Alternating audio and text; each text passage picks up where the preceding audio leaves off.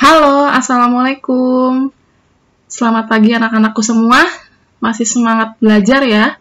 Hari ini kita akan membahas materi Bahasa Indonesia KD 3.3 tentang wawancara. Apa itu wawancara? Mari kita saksikan.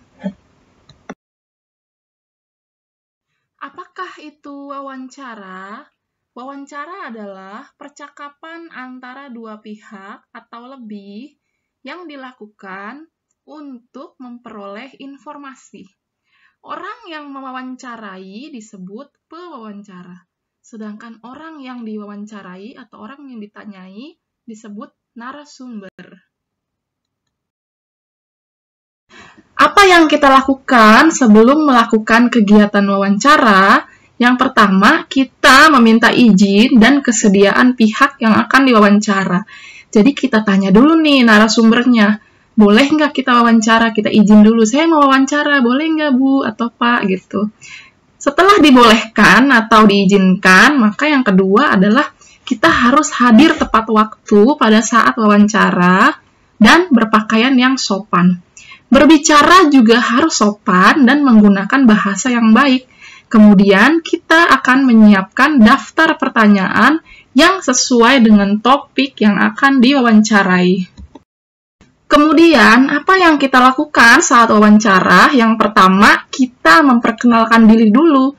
Memperkenalkan diri, nama kita siapa, dari mana. Kemudian yang kedua, menyampaikan tujuan wawancara.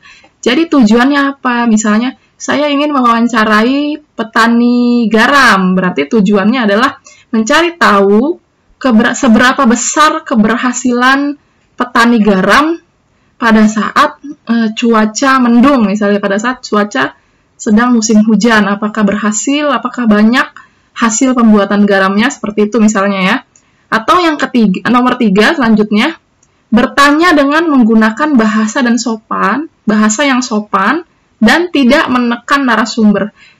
Tidak menekan maksudnya tidak memaksa narasumber untuk menjawab.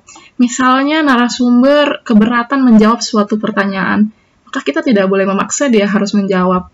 Kemudian yang keempat, jangan mencela pembicaraan. Apa itu mencela? Maksudnya kita menyela pembicaraan pada saat narasumber sedang berbicara, kita langsung memotong saja dengan mengajukan pertanyaan lain. Itu namanya menyela pembicaraan, tidak boleh ya. Selanjutnya adalah mencatat hal-hal penting, apa saja yang dibicarakan oleh narasumber, yang penting-penting kita catat. Dan terakhir adalah membuat kesimpulan dari hasil wawancara tersebut. Kemudian setelah wawancara, kita mengucapkan terima kasih kepada narasumber karena telah memberikan waktunya untuk diwawancarai dan meminta maaf jika ada kesalahan saat mewawancarai.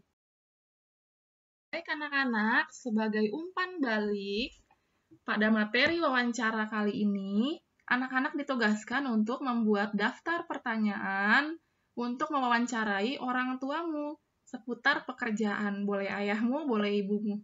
Silakan dibuat daftar pertanyaannya, mungkin dimulai dari 5 pertanyaan saja mengenai pekerjaan orang tuamu.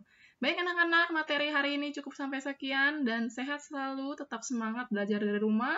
Wassalamualaikum warahmatullahi wabarakatuh.